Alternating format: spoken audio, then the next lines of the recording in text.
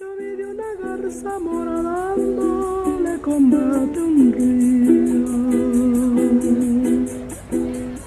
eyes of Hugo Chavez looking over Caracas. But now he's dead.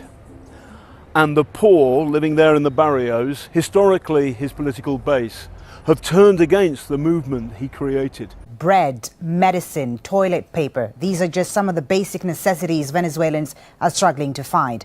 The falling global oil prices have hit the country hard. Public services are disappearing one after the other. American officials are warning the country is on the brink of collapse. Venezuela is in a state of emergency right now. Its currency has been devalued 92% since the last 2 years alone. The amount of hyperinflation here is actually just unbelievable. You need a backpack full of money to buy a dinner. Venezuela bet everything on the price of oil remaining high. And with government revenue 95% dependent on it, the plunge in oil has sent the economy reeling. As a result, GDP is predicted to contract 5.8% in 2016, the third straight year of negative growth. And Venezuela has the world's largest inflation rate, the IMF expecting it to reach 700% this year.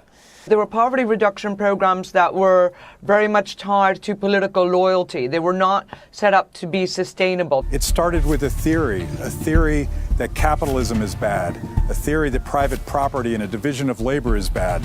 One of the first things Hugo Chavez did was seize the land. He seized over 1,000 industrial enterprises, nationalizing them. He took over the energy grid. He took over the production of oil, which is today the only way that Venezuela generates revenue. Now that oil prices are down and the government did not have the provision to save for rainy days, now Venezuelans are left with nothing in a country that only produces oil, that imports everything. Venezuela could grow most of its own food thanks to large expansion of fertile land. But through the years, most of its agriculture has been abandoned, and other farms like this one have been expropriated by the government, and production has collapsed. The government just lost control of the situation. Last week, you'll remember President Nicolas Maduro had to hike petrol prices by 6,000%. So with all this, fears are growing that Venezuela soon won't be able to afford its debt repayments. In fact, bonds are already trading at levels that suggest a default is priced in. Venezuelans in Caracas, the capital city, we have a very tough time accessing basic necessities, but the people in the interior of the country, in the states, in the province, have it even worse. And we're not just talking about medicine. We're not just talking about basic things such as toilet paper. We're talking about food, and that's where the situation escalates. Lines down the block for just basic necessities, line down the blocks for public transportation that is insufficient, and then a lot of people talk about the toilet paper with the government setting up a set price so poor people could afford toilet paper. Even in the driving rain, Venezuelans started their day in search of food, expecting to see the usual grim queues that form at government stores. Not today. The only stores with affordable food are shut. Closed for the National Workers' Holiday, the sign explains. It says sorry and thank you. People walked away empty-handed but full of dread, wondering where their next meal might come from. And here's the thing. These people aren't allowed to come back tomorrow. Food is rationed here, doled out according to the last number on your government ID. Carlos Chirinos explains his turn is today. His number is 5. Cinco. Hoy me toca a mí. Cinco. Me toca hoy y el miércoles. El miércoles. So he's saying that just today and Wednesday can he buy things, and because it's closed today, he's out of luck. The things that we have experienced, the things that we have seen here in Venezuela are absolutely insane. We went to some of the restaurants, and all the prices on the menu are in paper, and they taped onto the menu because they have to change it every week, and sometimes even more than that. It's changing that fast. It's really it's interesting, and you brought up the gun-free zones. That's the most interesting part to me, is no one is allowed to have a gun, and this is the murder capital of the world. So we walk into the hotel at night because we're a little crazy. We're told by everyone, don't go out, and we went out. There was no one anywhere. It was like a ghost ghost town. And when we get back, the security guard is hiding behind a door because he doesn't have a gun, and the bad people all have guns. The situation in Venezuela is dire, and it is dire in many different ways, socially, politically, as well as economically. Yerma is a mother on the verge of a nervous breakdown.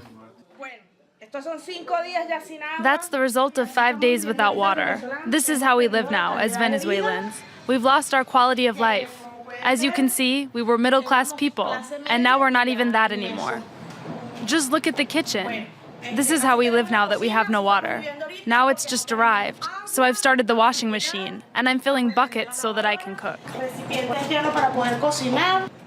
Water and electricity are both being rationed.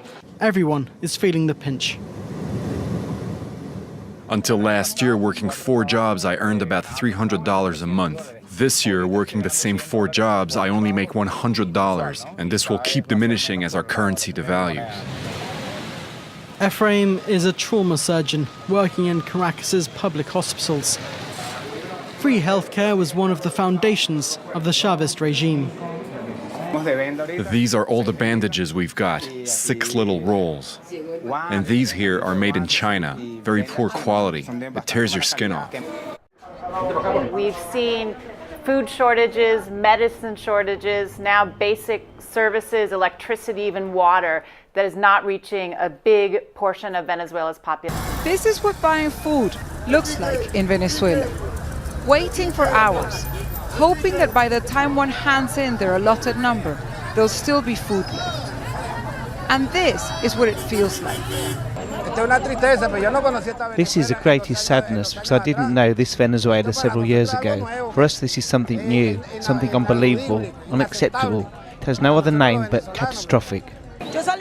I left home at 4 in the morning. I went to several places for nothing.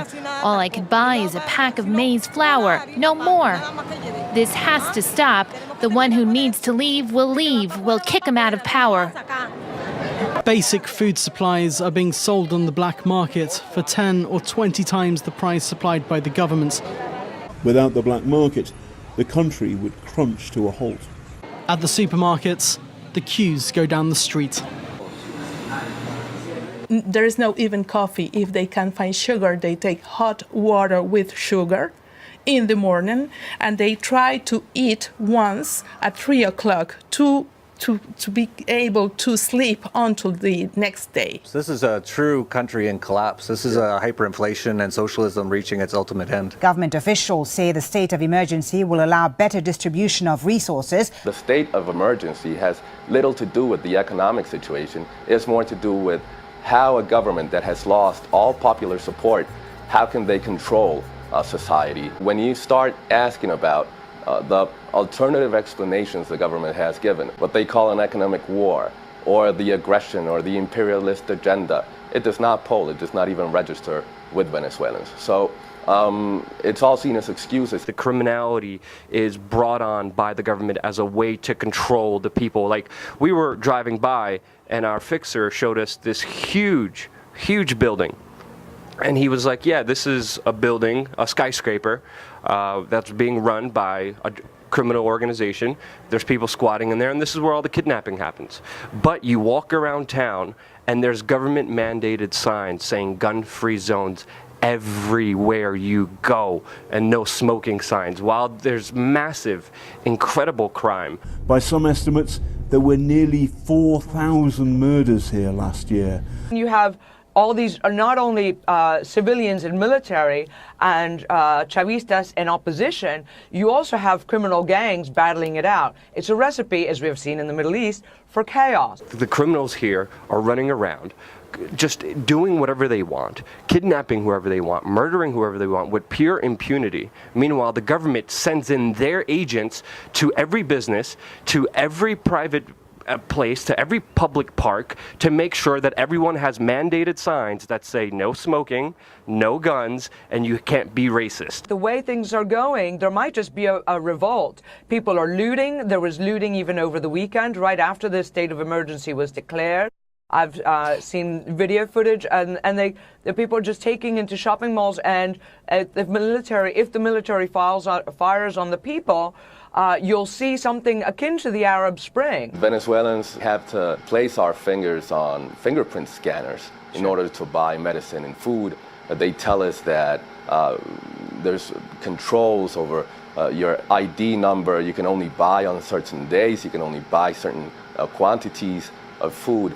So this all boils down to a model, a political and economic control model that has decimated the economic apparatus, that has decimated national production, expropriating businesses, expropriating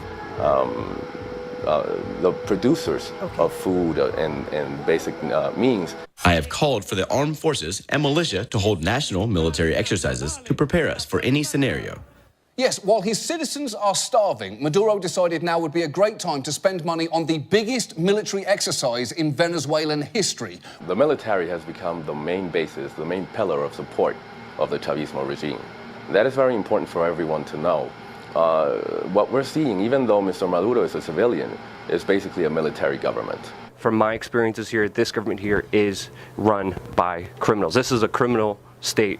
When we ask the people, yes, the situation is bad now, but how do you see the situation in the next 12 months? The Venezuelans answer, over 62% of Venezuelans answer that it will get worse.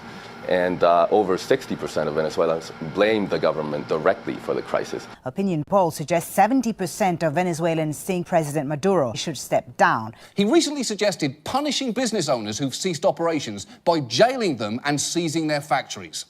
Las plantas que haya parado cualquier pelucón en este país.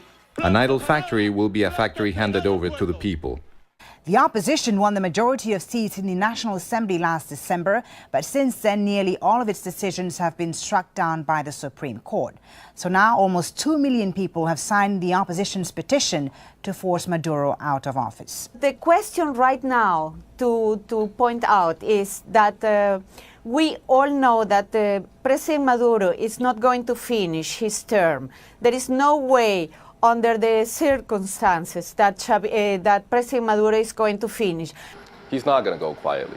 As a matter of fact, what we've seen since the December 6 elections, where the opposition won the National Assembly in a landslide victory, is the whole state, not only the executive power, not only the president, but also the Supreme Tribunal, also the armed forces, closing ranks with the president in setting up obstacles to that political change that Venezuelans expressed as their will.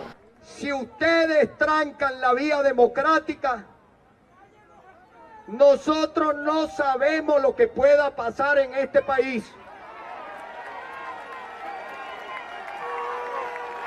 Venezuela es una bomba que en cualquier momento puede explotar. Where is this country headed, and can this crisis be resolved in a peaceful manner? Well, I doubt it, because we have reached the peak of the tensions between the government and the opposition. And that's why I don't think there is going to be a peaceful solution unless the government led the democratic mechanism, like the recall referendum, in order to try to bring some changes in the country. So, and I don't see, because the government is trying to delay all the process, the democratic process, and trying to use some force. For those people who do like Bernie Sanders, come to Venezuela, check it out.